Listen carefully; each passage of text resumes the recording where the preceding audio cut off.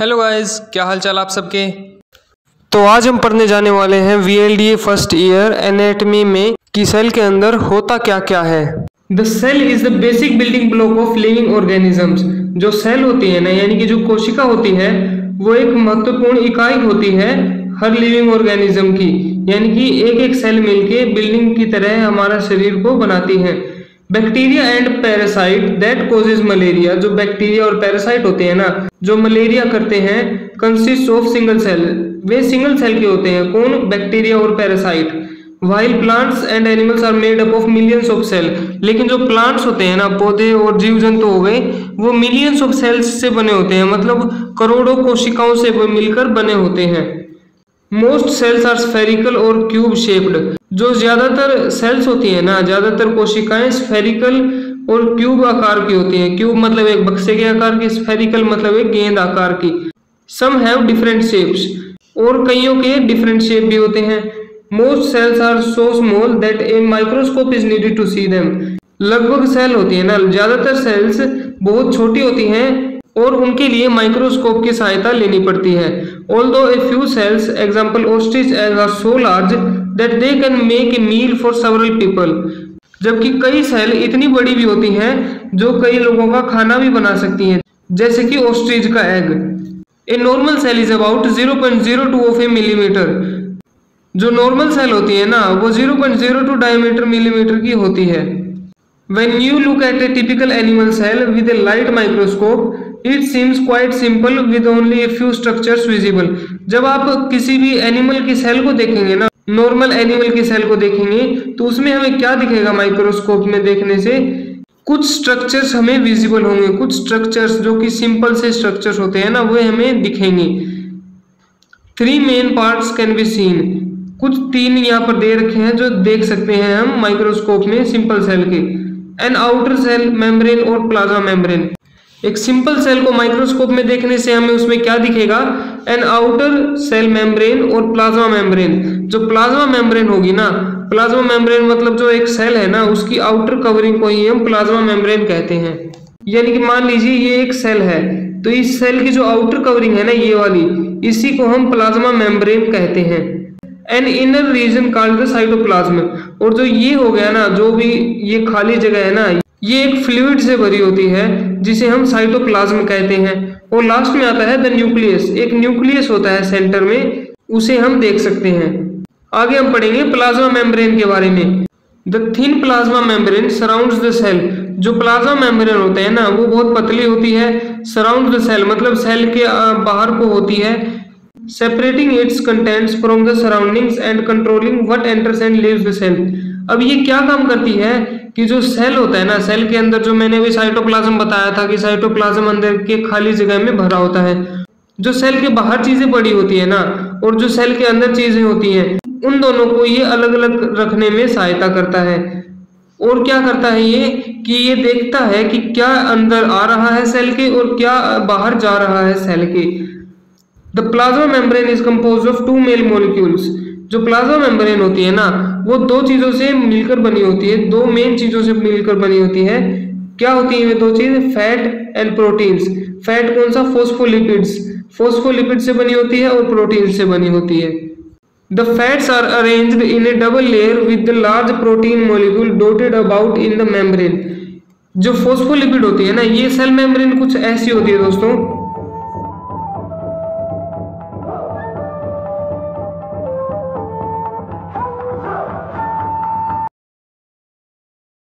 तो plasma membrane कुछ इस टाइप की दिखती है। ये जो आप बड़े बड़े देख रहे हैं ना, ये प्रोटीन्स होते हैं। और जो ये देख रहे हैं ना आप, ये होती है फोस्फोलिपिड। फोस्फोलिपिड की बाइलेयर। बाइलेयर यानी कि 2 लेयर है। आप देख सकते हैं यहाँ पर, एक लेयर तो ये हो गई और एक लेयर हो गई ये, यानी कि ये फोस्फोलिपिड की बाइलेयर होती है। उसी से प्लाज्मा मेम्ब्रेन बनी होती है। यानी कि ये एक प्लाज्मा मेम्ब्रेन का स्ट्रक्चर है पूरा। ये ऐसे घूम के बन जाती है। Some of the protein molecule from channels in the membrane, while other help transport substances from one side of the plasma membrane to another. कुछ प्रोटीन के मॉलिक्यूल्स क्या होते हैं? प्लाज्मा मेम्ब्रेन है ना, उसके अंदर चैनल्स बना लेते हैं, मतलब जगहें बना लेते हैं अपनी, while other help transport substances, और जो दूसरे होते हैं ना, यानी कि जो ये बड़े बड़े होते हैं ना, ये ट्रांसपोर्ट में हेल्प करते हैं। जो न्यूट्रिएंट्स और मिनरल्स हो गए ना, उनके ट्रांसपोर्ट में ये हेल्प करते हैं। Substances need to pass through the membrane to enter or leave the cell and they do so in a number of ways।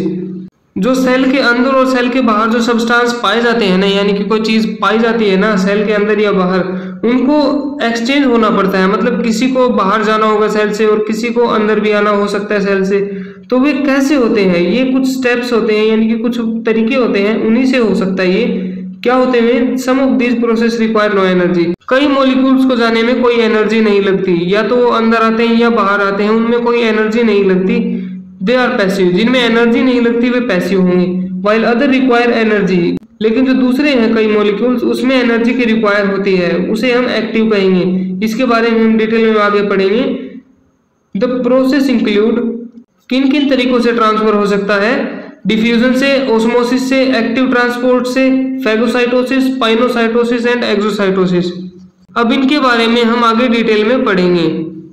In the body, diffusion causes molecules that are in high concentration on one side of the cell membrane to move across the membrane until they present in equal concentration on both sides। अब मान के चलते हैं दोस्तों, ये container है एक, और इस कंटेनर के एक साइड मान लीजिए 20 मॉलिक्यूल है NaCl के, यानी कि 20 मॉलिक्यूल है नमक के, और इधर 30 मॉलिक्यूल है नमक के।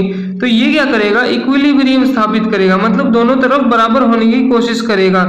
तो उसमें क्या कर सकता है? ये जो 30 मॉलिक्यूल है ना, उसमें से 5 इसमें चले जाएंगे, यानी कि ये 25 हो जाएंगे इसमें जाने के बाद। तो 25-25 दोनों साइड हो गए हैं, इसका मतलब ये इक्विलिब्रियम में आ गया है, बराबर आ गया है। तो इसे ही हम डिफ्यूजन कहते हैं। तो इसमें क्या दे रखा है? In the body diffusion causes molecules, जो ये मॉलिक्यूल्स हैं NaCl के, that are in high concentration, high concentration यानी कि 30 थे हमारे यहाँ पर, on one side of the cell membrane to move across the membrane until they are present in equal concentrations on both side। जैसा कि मैंने आपको बताया कि जब तक दोनों बराबर नहीं हो जाएंगे दोनों साइड सेल मेम्ब्रेन के, तब तक ये ऐसे ही चलता रहेगा। यहाँ पर ये जो वॉल है ना, ये सेल मेम्ब्रेन है दोस्तों, या तो आप इसे सेल मेम्ब्रेन कह सकते हो, या फिर हम कह सकते हैं इसे plasma membrane. It takes place because all molecules have an inbuilt vibrations that causes them to move and collide until they are eventually distributed। अब इसमें बता रखा है कि ये होता कैसे है। अब ये इधर क्यों गए हैं, 30 वाले 20 के पास क्यों गए हैं? अब मान के चलिए एक कमरे में कोई 20 लोग हैं, यहाँ पर इस कमरे में 20 लोग हैं, और यहाँ पर एक 30 लोग हैं। अब ये 20 लोग आराम से रहेंगे, लेकिन जो 30 लोग हैं ना इस कमरे में, वे भीड़ में रहेंगे, और भीड़ में रहेंगे तो एक दूसरे के साथ धक्का मुक्की करेंगे, मतलब प्रेशर लगाएंगे एक दूसरे पर। और उस प्रेशर के परिणाम से क्या होगा? यहाँ से क्या होगा? 5 लोग मान लो यहाँ से निकल गए और इसमें चले गए, तो दोनों साइड प्रेशर बराबर हो गया। ऐसे ही होता है, जो इवेंटली डिस्ट्रीब्यूट हो जाते हैं ना प्रेशर जब, तो तब डिफ्यूजन होता है। It is an absolute natural process that require no added energy. ये एक नेचुरल प्रोसेस है दोस्तों, इसमें कोई एनर्जी की जरूरत नहीं पड़ती, अपने आप चले जाते हैं ये। Small molecules like oxygen, carbon dioxide, water, ammonia as well as fats diffuse directly through the double fat layer of membrane. जो ये डबल फैट लेयर बनाई थी ना मैंने ऊपर, इससे कौन कौन से पास आसानी से हो जाते हैं डिफ्यूजन से? ऑक्सीजन हो सकता है आराम से डिफ्यूजन से, कार्बन डाइऑक्साइड निकल जाता है, वाटर, अमोनिया और फैट भी हो जाता है। Variety of charged particle also diffuse through the protein line channel. और जो कई आयंस होते हैं ना, देखो दोस्तों, चार्ज पार्टिकल्स को आयंस कहते हैं। चार्ज पार्टिकल्स जैसे हम मान के चलते हैं क्लोरीन है, क्लोरीन पर नेगेटिव चार्ज होता है, तो ये ही आयन हो जाएगा। क्लोरीन एक एलिमेंट है, अगर इस पर नेगेटिव चार्ज या फिर पॉजिटिव चार्ज आ जाता है तो ये आयन बन जाता है। तो ये क्या कहना चाहता है यहाँ पर? वैरायटी ऑफ चार्ज पार्टिकल, कई तरह की वैरायटी होती है चार्ज पार्टिकल्स की, जो इनमें से डिफ्यूजन हो सकता है। किसमें से? जो हमारी प्लाज्मा मेम्ब्रेन है उसमें से डिफ्यूजन हो सकता है। Larger molecules like glucose attach to a carrier molecules that aids their diffusion through the membrane। कई जो लार्ज मॉलिक्यूल्स होते हैं जैसे ग्लूकोज की हमारी सेल को बहुत जरूरत होती है। Attach to a carrier molecule, ये ग्लूकोज क्या होता है? ऐसे मॉलिक्यूल से अटैच हो जाता है जो कि पार हो सकते हैं, लेकिन ग्लूकोज पार नहीं हो सकता दोस्तों। ग्लूकोज क्या करता है? करियर से अटैच हो जाता है, मतलब किसी और से अटैच होकर वो प्लाज्मा मेम्ब्रेन को पार कर देता है डिफ्यूजन के द्वारा। This is also called facilitated diffusion, इसे हम फैसिलिटेटेड डिफ्यूजन भी कहते हैं। In the animal's body, diffusion is important for moving oxygen and carbon dioxide between lungs and the blood. Animal की बॉडी में डिफ्यूजन का और इम्पोर्टेंट काम क्या होता है? आपने पढ़ा होगा लंग्स में एल्वेलाई होती है, एल्वेलाई की जो वॉल्स होती है ना, वहां पर ब्लड वेसल्स होती हैं, ब्लड वेसल्स होती हैं, और ये हमारी एल्वेलाई हो गई। और इनके बीच में क्या होता है? एक पतली सी मेम्ब्रेन होती है जिससे आदान प्रदान होता है ऑक्सीजन का और कार्बन डाइऑक्साइड का। तो इसमें ये सहायता होता है, यानी कि डिफ्यूजन के द्वारा होती है ये प्रक्रिया। For moving digested food molecules from gut into the blood and, और क्या होता है, जो हमारा पेट होता है ना, या फिर आंतड़ियां लगा सकते हैं हम, आंतड़ियों में से जो फूड मॉलिक्यूल्स डाइजेस्ट हुए हैं ना, फूड मॉलिक्यूल डाइजेस्ट होकर हमारे एटीपी बनाने के लिए भेजेंगे कैसे? ब्लड में घुल के, ब्लड में घुलने में ये डिफ्यूजन काम आता है। For the removal of waste products from the cell, कोई सेल है उसमें से वेस्ट प्रोडक्ट भी तो बाहर निकालना पड़ेगा ना, तभी तो हम कार्बन डाइऑक्साइड को लंग्स तक पहुंचा पाएंगे। जैसे कोई सेल है वो प्लाज्मा मेम्ब्रेन से बनी है, इसके साइड में ब्लड वेसल्स हैं, और ये डिफ्यूजन करवा देगा, ऑक्सीजन को ले लेगा सेल और कार्बन डाइऑक्साइड को दे देगा, इसे ही हम डिफ्यूजन कहते हैं। अब आ गए हैं हम ऑस्मोसिस पर। ऑस्मोसिस क्या होता है? Osmosis is in fact the diffusion of water across a membrane that allows water across but not larger molecules. अब देखो दोस्तों, ऑस्मोसिस और डिफ्यूजन में यही फर्क होता है छोटा सा, कि जो डिफ्यूजन होता है ना, उसमें बड़े पार्टिकल्स होते हैं ना, वो अपनी जगह से दूसरी जगह पर जाते हैं। लेकिन ऑस्मोसिस में क्या होता है, जो छोटे पार्टिकल है ना, वो सेमी परमिएबल मेम्ब्रेन के द्वारा एक जगह से दूसरी जगह पर जाते हैं। अब समझो कि सेमी परमिएबल मेम्ब्रेन क्या होती है। सेमी परमिएबल मेम्ब्रेन क्या होती है? ऐसी मेम्ब्रेन, ऐसी झिल्ली जो कुछ चुनिंदा चीजों को ही अपने में से पास होने देगी। तो इसमें क्या दे रखा है? Osmosis in fact the diffusion of water, मतलब ऑस्मोसिस डिफ्यूजन ही होता है लेकिन पानी का, अक्रॉस ए मेम्ब्रेन, एक मेम्ब्रेन से, that allows water across but not larger molecules, ऐसी मेम्ब्रेन जो कि सिर्फ पानी के मॉलिक्यूल्स यानी कि जो छोटे मॉलिक्यूल्स है ना, उनको आने जाने का परमिट देती है और किसी को अपने अंदर से आने जाने नहीं देती। This kind of membrane is called a semi permeable membrane. इस तरह की मेम्ब्रेन को, यानी कि इस तरह की झिल्ली को सेमी परमिएबल मेम्ब्रेन कहते हैं। It shows a container divided into two parts bye an artificial semi permeable membrane. जैसे कि आप ऊपर देख सकते हैं इस तस्वीर में कि यहाँ पर क्या हो रहा है, एक कंटेनर को एक सेमी परमिएबल मेम्ब्रेन ने बांट रखा है, जिससे वे दो कंटेनर की तरह काम कर रहे हैं और उनके बीच में आदान प्रदान हो रहा है। अब आते हैं एक्टिव ट्रांसपोर्ट पर। होता क्या है एक्टिव ट्रांसपोर्ट? एक्टिव का मतलब है सिंपली जिसमें एनर्जी का यूज हो, जिस ट्रांसपोर्ट के लिए एनर्जी का यूज हो उसे ही हम एक्टिव ट्रांसपोर्ट कहेंगे। When a substance is transported from low concentration to high concentration, ये क्या कहना चाहता है कि जब कोई सब्सटेंस, जब कोई चीज ट्रांसपोर्ट होती है लो से हाई की तरफ, यानी कि up hill against the concentration gradient, यानी कि जो कंसंट्रेशन ग्रेडियंट है ना उसके विपरीत अगर वो ट्रांसपोर्ट होती है तो उसमें एनर्जी यूज होती है, इसे ही हम एक्टिव ट्रांसपोर्ट कहेंगे।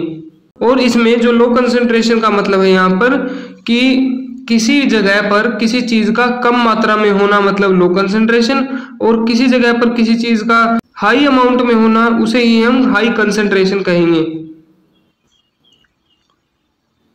Active transport is important in maintaining different concentrations of iron, sodium and potassium on either side of the nerve membrane. जो नर्व सेल की मेम्ब्रेन होती है ना, वहां पर जो एक्टिव ट्रांसपोर्ट है वो बहुत इंपॉर्टेंट होता है। क्यों इंपॉर्टेंट होता है? ताकि जो सोडियम के और पोटेशियम के आयंस है ना, उनका आदान प्रदान हो सके, उनको मेंटेन किया जा सके कि किस जगह पर कितने पोटेशियम चाहिए और किस जगह पर कितना सोडियम चाहिए है, उसके लिए एक्टिव ट्रांसपोर्ट लगता है। किसमें? नर्व सेल मेम्ब्रेन में। It is also important for removing valuable molecules such as glucose, amino acids and sodium ions from the urine. इसका क्या मतलब है कि जब हमारे नेफ्रॉन्स में यूरिन का फॉर्मेशन होता है ना, तो उनमें से जो इंपॉर्टेंट चीजें होती हैं जैसे कि glucose, amino acid and sodium के जो आयंस होते हैं ना, उनको निकालना भी होता है यूरिन से, वरना जो भी ये इंपॉर्टेंट मॉलिक्यूल्स है ना ये यूरिन के साथ बाहर चले जाएंगे। तो इनको निकालने में भी एक्टिव ट्रांसपोर्ट होता है। अब आते हैं हम फैगोसाइटोसिस पर। फैगो मतलब निगलना, साइटोसिस मतलब सेल को, मतलब की है सेल को निगलना। Phagocytosis is sometimes called cell eating. जैसा कि मैंने बताया कि फैगोसाइटोसिस को कभी कभार सेल को खाना भी कहते हैं, सेल ईटिंग भी कहते हैं। It is a process that requires no energy. एक ऐसी प्रोसेस होती है, एक ऐसी प्रक्रिया होती है जिसमें एनर्जी नहीं लगती फैगोसाइटोसिस में, and is used by cell to move solid particles like bacteria across the plasma membrane. जो सॉलिड पार्टिकल्स होते हैं ना, जैसे कि बैक्टीरिया हो गया, उसको प्लाज्मा मेम्ब्रेन के अंदर लेती है। अब ये समझते हैं कि कोई भी सेल बैक्टीरिया को अपने अंदर क्यों लेगी। वो इसीलिए लेगी दोस्तों क्योंकि उसके अंदर लाइसोसोम होता है, सेल्स के अंदर लाइसोसोम होता है, जिसे हम आत्मघाती थैली भी कहते हैं। लाइसोसोम क्या करता है, फैगोसाइटोसिस करता है, यानी कि उस सेल को, यानी कि उस बैक्टीरिया को अपने अंदर ले लेता है और उस बैक्टीरिया को तोड़ देता है, मतलब उसको मार देता है। यही काम होता है लाइसोसोम का। Finger like projections from the plasma membrane surrounds the bacteria and engulf them. तो जो बैक्टीरिया है वो सेल मेम्ब्रेन के अंदर जाता कैसे है, जो सेल मेम्ब्रेन है ना वो फिंगर लाइक प्रोजेक्शंस बनाती है। जैसे कि आपने 8th क्लास में अमीबा पढ़ा होगा, अमीबा मतलब ऐसे कुछ फिंगर लाइक प्रोजेक्शन बना लेगा, फिंगर लाइक प्रोजेक्शन बना के और वो अंदर ले लेगा, अपने बैक्टीरिया को एंगल्फ कर लेगा। Once within the cell, जब बैक्टीरिया सेल के अंदर चला जाता है, enzyme produced by the lysosome of the cell destroy the bacteria. जैसा कि मैंने आपको बताया था, जो लाइसोसोम होता है ना वो एंजाइम प्रोड्यूस करता है और जो बैक्टीरिया की सेल है उसको डिस्ट्रॉय कर देता है। The destruction of bacteria and the other foreign substance by white blood cells by the process of phagocytosis is a vital part of the defence mechanism of the body. जो phagocytosis है ना वो white blood cell भी करती हैं। ये जो phagocytosis है ना ये हमारी जो डिफेंस मैकेनिज्म है, जो कि हमारी रोग प्रतिरोधक क्षमता है ना, उसका एक महत्वपूर्ण भाग है। महत्वपूर्ण भाग कैसे है कि कोई भी जैसे व्हाइट ब्लड सेल हो गई या फिर कोई सेल हो गई, वो एनगल्फ कर लेगी बैक्टीरिया को, या फिर कोई भी अदर सब्सटेंस जो हमारे लिए हानिकारक है उसे एनगल्फ कर लेगी और उसको तोड़ देगी। पाइनोसाइटोसिस, पाइनो का मतलब होता है पीना और साइटोसिस मतलब सेल के द्वारा, यानी कि सेल के द्वारा किसी चीज को पिया जाना, उसे ही हम पाइनोसाइटोसिस कहेंगे। पाइनोसाइटोसिस और cell drinking is very similar process to phagocytosis but it is used by cells to move fluids across the plasma membrane. अब देखो कि ये क्या कहना चाहता है, जो पाइनोसाइटोसिस या फिर हम कहें जिसको सेल ड्रिंकिंग यानी कि सेल का पीना कहें, इज वेरी सिमिलर प्रोसेस, एक बहुत ही सिमिलर प्रोसेस है, एक जैसी प्रोसेस है किससे, फैगोसाइटोसिस है, मतलब खाने और पीने में लगभग ज्यादा अंतर है नहीं। But it is used by cells to move fluids across the plasma membrane. ये किस काम आता है, कोई भी फ्लूइड हो गया ना, वाटर वगैरह हो गया, वो एक सेल से दूसरी सेल तक पहुंचाने में काम आता है पाइनोसाइटोसिस। आगे आगे हैं हम एक्सोसाइटोसिस पर। Exocytosis is the process by means of which substance formed in the cell are moved through the plasma membrane into the fluid outside the cell or extracellular fluid. ध्यान से समझना, लाइन बहुत बड़ी है। एक्सोसाइटोसिस क्या है, एक प्रोसेस है जिससे क्या होता है, जो सब्सटेंस हमारे सेल्स के अंदर बनते हैं ना वो कहाँ जाते हैं, प्लाज्मा मेम्ब्रेन से फ्लूइड आउटसाइड द सेल। जैसे कि हमारे पास ये सेल है, मान सकते हैं आप, सेल के अंदर जो हम साइटोप्लाज्म में सेल बनाएंगे ना उसको बाहर निकालना ही एक्सोसाइटोसिस कहेंगे। सिंपल सी बात है, सेल के बाहर कुछ निकाल रही है सेल, तो उसे हम एक्सोसाइटोसिस कहेंगे। It occurs in all cells but is most important in secretory cells, example cells that produce digestive enzymes and nerve cells। ये क्या होता है, ये लगभग सभी सेल्स में होता है, लेकिन सबसे इंपॉर्टेंट कौन सी होती है सेल्स इसमें, जो सेक्रेटरी सेल्स होती हैं, जैसे कि सलाइवा सेक्रेट करती हैं, या फिर हमारे जो पेट में होती है ना वे सेल्स सेक्रेट करती हैं जो भी डाइजेस्टिव एंजाइम है वो उनमें, और नर्व सेल्स में यानी कि जो सिग्नल ट्रांसमिट करती है ना उसमें बहुत काम की चीज होती है ये। साइटोप्लाज्म हम पढ़ेंगे नेक्स्ट वीडियो में। I hope guys you like this video. अच्छा लगा तो लाइक करो, नहीं लगा तो भी कर दो, कोई बात नहीं होती, फ्री है।